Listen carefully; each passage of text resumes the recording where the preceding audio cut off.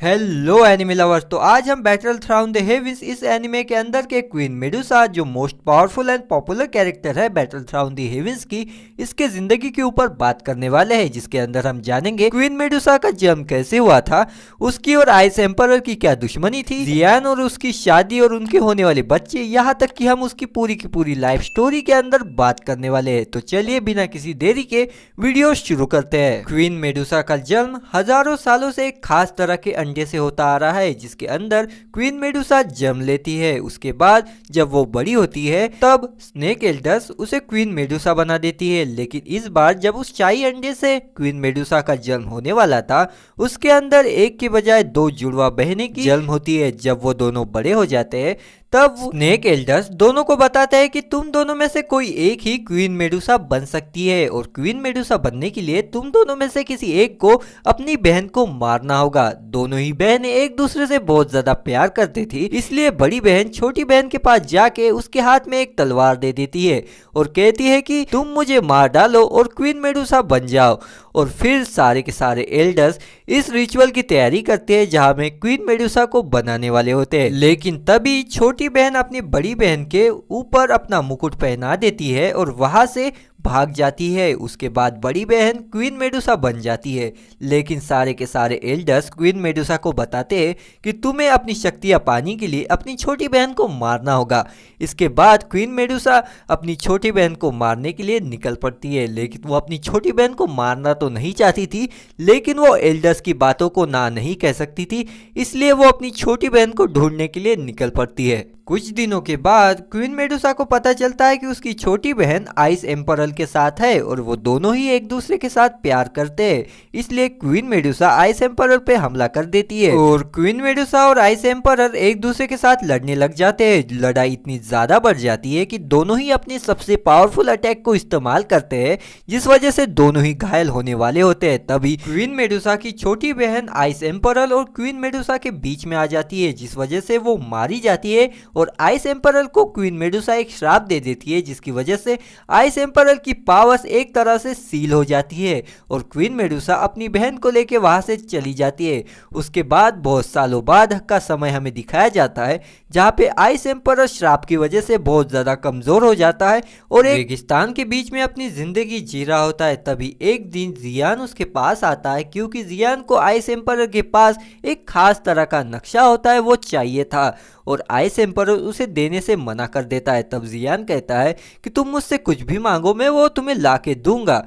तब ice emperor कहता है कि सालों पहले स्नेक क्वीन मेडुसा ने मुझ पे एक श्राप दिया था, जिस वजह से मेरी शक्तियों पे एक सील लग गई थी। अगर मेरे सील को तुम हटा दो तो मैं तुम्हें वो नक्शा दे दूंगा। उस सील को हटाने के लिए खास तरह की जड़ी बूटियां और फायर कोर की जरूरत होती है। अगर तुम वो मुझे ला के दो और मेरे सील को हटा दो तो मैं तुम्हें वो नक्शा दे दूंगा। उसके बाद जियान फायर कोर को ढूंढने के लिए निकल पड़ता है और जाते समय उसे पता चलता है कि फायर कोर को क्वीन मेडुसा ने ले लिया है। इसी वजह से जियान तय करता है कि फायर कोर को वो क्वीन मेडुसा से छीन के लाएगा। और जब वो क्वीन मेडुसा के किले में जाता है तब वो क्वीन मेडुसा को डांस करते हुए देखता है। तब जियान के मास्टर उसे कहते हैं कि ये सांपों का एक खास तरह का रिचुअल है, जिसमें यार उन्हें फायर कोर की जरूरत होती है अपनी शक्तियां बढ़ाने के लिए, और इसी वजह से क्वीन मेडुसा ने उस फायर कोर को चुराया था। और तभी क्वीन मेडुसा जियान और उसके मास्टर को देख लेती है और उन पे हमला कर देती है।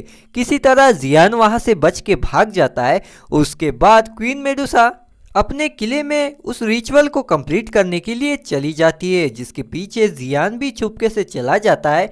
क्वीन मेडुसा जियान को देख लेती है, लेकिन वो सोचती है कि अब तक ये इंसान जिंदा है और मेरे पीछे आ रहा है, शायद ये देवताओं का कोई संदेश है मेरे लिए, इसलिए वो उसे छोड़ देती है और अपने रिचुअल को पूरा करने के पीछे लग जाती है। उस रिचुअल को कंप्लीट करने के लिए उसे उस फायर कोर को खाना होता है। तब जियान के मास्टर उसे बताते हैं कि ये फायर कोर बहुत ही ज्यादा पावरफुल है, इसे कल्टीवेट करके खास तरह से लेना होता है, जो सिर्फ मैं ही जानता हूँ इस पूरी की पूरी दुनिया में, इसलिए क्वीन मेडुसा डायरेक्ट उसे खाने वाली है।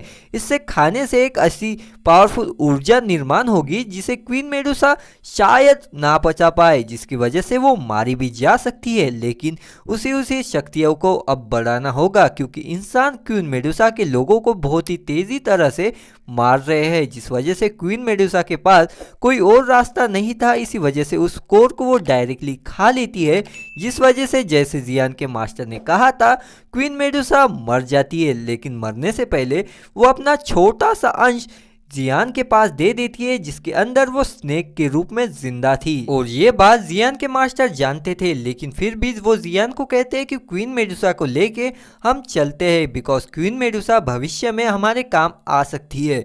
और जियान क्वीन मेडुसा के साथ ही फायर कोर को लेके वहां से चले जाते हैं। उसके बाद हमें बहुत सारे एपिसोड बाद क्वीन मेडुसा दिखती है। तुम लोगों को प्रॉब्लम ना हो इसलिए मैं बता दूं, क्वीन मेडुसा अपनी बॉडी के पूरे शेप में तभी आ सकती है जब वो सांप बहुत ज्यादा कमजोर हो जाए या फिर उस सांप के पास बहुत ही ज्यादा एनर्जी आ जाए, तभी क्वीन मेडुसा सांप से क्वीन मेडुसा बन सकती है। और जब क्वीन मेडुसा बहुत ज्यादा कमजोर हो जाती है वो सांप के रूप में वापस हो जाती है, जब तक वो सांप बहुत ज्यादा कमजोर ना हो जाए। और आगे नेक्स्ट एपिसोड में हमें दिखाया जाता है कि जियान अपनी कल्टीवेशन स्पीड बढ़ाने के लिए एक खास तरह की मेडिसिन लेता है। इस मेडिसिन के अंदर बहुत ज्यादा पावर थी जो जियान पचा नहीं पा रहा था, तभी वो क्वीन मेडुसा की उस स्नेक को अपनी उंगली के अंदर डाल देता है और वो स्नेक उस पूरी की पूरी एनर्जी को अब्सॉर्ब कर लेता है, जिस वजह से वो स्नेक बहुत ही ज्यादा पावरफुल हो जाता है और क्वीन मेडुसा अपने पूरे शेप में वापस आ जाती है। अपने पूरे के पूरे शरीर में वापस आने के बाद वो जियान को बताती है कि हमेशा के लिए मुझे अपने शरीर में वापस आने के लिए एक खास तरह की जड़ी बूटियों की जरूरत होती है और तुम मेरे लिए वो जड़ी बूटियां ढूंढोगे, और अगर तुम मेरे लिए वो जड़ी बूटियां नहीं ढूंढोगे तो मैं तुम्हें मार दूंगी। और जियान इस बात को ना नहीं कह सकता था बिकॉज यार क्वीन मेडुसा बहुत ही ज्यादा पावरफुल थी और अगर जियान इस बात से ना कहता तो क्वीन मेडुसा जियान को मार देती। अब जियान क्वीन मेडुसा को ठीक करने के लिए उन सारी जड़ी बूटियों को ढूंढना शुरू कर देता है, जिसके बीच में उस पे बहुत सारे मॉन्स्टर्स भी हमला करते हैं, लेकिन क्वीन मेडुसा उस पे ध्यान ना देते हुए खाना खाते हुए बस उसे देखती जाती है। और ये सीन बहुत ही ज्यादा फनी सीन था, लेकिन जियान की छोटी मोटी गलतियों पे क्वीन मेडुसा जियान को मारती भी थी। इसी वजह से जियान क्वीन मेडुसा को इम्प्रेस करने के लिए उसे एक शॉप में ले जाता है जो जूतों का शॉप होती है और क्वीन मेडुसा को वहां के सबसे बेहतरीन जूते खरीद के देती है, जिस वजह से क्वीन मेडुसा जियान से बहुत ज्यादा इम्प्रेस हो जाती है। तभी उन दोनों के ट्रैवल करते समय जियान को पता चलता है कि उसके घर पे हमला हुआ है, बिकॉज कुछ दिनों पहले उसने ग्रैंड मास्टर से एक पंगा लिया था, जिस वजह से ग्रैंड मास्टर ने उसके फैमिली पे हमला करके उसके डैड को अधमरा कर दिया था, जिस वजह से जियान अपनी घर की तरफ वापस बढ़ता है। तब क्वीन मेडुसा कहती है कि तुम्हें उससे पहले मेरे लिए मेडिसिन ढूंढना होगा। तब जियान गुस्सा हो जाता है और बहुत ही स्टाइल में क्वीन मेडुसा को पकड़ के कहता है कि मैं तुम्हारे लिए मेडिसिन ढूंढूंगा, लेकिन उससे पहले तुम्हें मेरी मदद करनी होगी मेरी फैमिली को बचाने के लिए।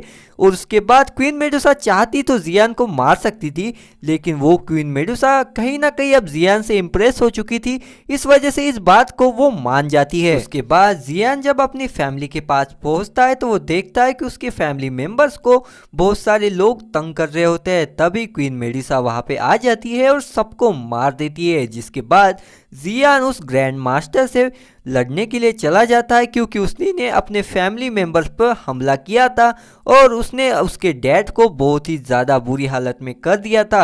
और उन दोनों के बीच में जियान और उस ग्रैंड मास्टर के बीच में फाइट होना शुरू हो जाती है और वो ग्रैंड मास्टर जब हारने लग जाता है तब वो मास्टर जीतने के लिए अपने ग्रेट ग्रैंड मास्टर को बुलाता है और ग्रैंड मास्टर आते ही जियान पे हमला कर देता है और वो जियान को मारने ही वाला था। तभी क्वीन मेडुसा बीच में आ जाती है। क्वीन मेडुसा को देख के सब लोग शॉक हो जाते हैं। तब great grand master queen Medusa को एकदम कैजुअली बात करते हुए कहता है कि तुम्हें इस बच्चे की जान की इतनी ज्यादा परवाह क्यों है। तब क्वीन मेडुसा कहती है कि मुझे इस बच्चे से कोई लेना देना नहीं है, लेकिन वो मेरे लिए खास मेडिसिन बनाने वाला है, बस इसी वजह से मुझे इसकी जान की परवाह है और अगर तुम उसे मारने आओगी तब मैं तुम पे हमला भी कर दूंगी। Great grand master queen Medusa को जानता था और वो कितनी पावरफुल है ये भी वो जानता था, इसलिए वो कहता है कि ठीक है मुझे इस बच्चे से कुछ लेना देना नहीं है, तुम उसे लेके जा सकती हो। अब इसी बात से हम अंदाजा लगा सकते हैं कि क्वीन मेडुसा कितनी ज्यादा पावरफुल थी। उसके बाद सीधा हमें क्वीन मेडुसा बैटलथ्रॉन द हेवेंस के सीजन 6 के अंदर 40 एपिसोड के अंदर दिखाई देती है, जब हेवनली फ्लेम ड्रैगन जियान को मारने वाला होता है। तभी क्वीन मेडुसा बीच में आ जाती है और जियान को बचा लेती है, लेकिन हेवनली फ्लेम ड्रैगन बहुत ही ज्यादा पावरफुल था, इसलिए क्वीन मेडुसा घायल हो जाती है। तभी जियान क्वीन मेडुसा को बाहों में उठा लेता है और क्वीन मेडुसा को बचा लेता है। अब क्वीन मेडुसा को जियान के साथ बिताए हुए हर एक पल याद आती है और क्वीन मेडुसा भी जियान के साथ प्यार में पड़ जाती है। लेकिन इसके बाद की जितनी भी स्टोरी है जिसके अंदर जियान और क्वीन मेडुसा के बच्चे होंगे, उन दोनों की शादी होगी, वो असल में अभी तक नॉवेल्स ही है। उनमें एनिमेशन करके उसे एनिमे नहीं बनाया गया है। नॉवेल्स की अगर मैं बात करूं तो वो मार्वल की कॉमिक्स और मांगास की तरह होते हैं। जब कोई भी एनिमे बनाया जाता है तो सबसे पहले उसे एक किताब में उतारा जाता है जिसके अंदर ड्राइंग करके उस एनिमे की पूरी स्टोरी और वो कैसे दिखेगा इसे बनाया जाता है। उसके बाद ही उसे एनिमे के अंदर कन्वर्ट किया जाता है और जितनी भी अब इसके बाद की स्टोरी है अभी तक उसे एनिमे के अंदर कन्वर्ट नहीं किया गया है। इसी वजह से मैं इस वीडियो के अंदर क्वीन मेडुसा की आने वाली स्टोरी के अंदर बात नहीं करूंगा। जब उस पे एनिमे बना दिया जाएगा और एपिसोड आ जाएंगे तब मैं queen Medusa live story part 2 बना दूंगा। और अगर हम क्वीन मेडुसा की लेगेसी के बारे में बात करें तो क्वीन मेडुसा इतनी पावरफुल थी कि आइस एम्परर भी उसके सामने कुछ नहीं था और बड़े से बड़े योद्धा भी क्वीन मेडुसा से लड़ने के लिए डरते थे। और इस हिसाब से हम अंदाजा लगा सकते हैं कि क्वीन मेडुसा कितनी ज्यादा पावरफुल थी। अब जब बैटलथ्रॉन के नए एपिसोड आएंगे और क्वीन मेडुसा हमें उसके अंदर दिखेगी तब मैं पार्ट 2 बना दूंगा। और अगर तुम आइस एम्परर के ऊपर एक लाइव स्टोरी वीडियो चाहते हो तो कमेंट जरूर कर देना। जितने ज्यादा कमेंट आएंगे मैं उसके ऊपर भी एक डिटेलिंग वीडियो बना दूंगा। और उसके साथ साथ यार चैनल को सब्सक्राइब कर लेना, बिकॉज यार चैनल तुम जितना ज्यादा सब्सक्राइब करोगे मुझे उतना ज्यादा मोटिवेशन मिलेगा नई वीडियोस बनाने के लिए। और अगर तुम्हें ये वीडियो बहुत ज्यादा पसंद आ गया हो तो अपने किसी दोस्त को ये वीडियो शेयर भी कर देना। और अगर तुम चाहो तो मुझे इंस्टाग्राम पे फॉलो कर सकते हो, मैं इंस्टाग्राम का लिंक डिस्क्रिप्शन में दे दूंगा। और आइस एम्परर के ऊपर एक डिटेलिंग वीडियो चाहिए या नहीं चाहिए कमेंट जरूर करना। मिलते हैं नेक्स्ट वीडियो में, तब तक के लिए बाय बाय।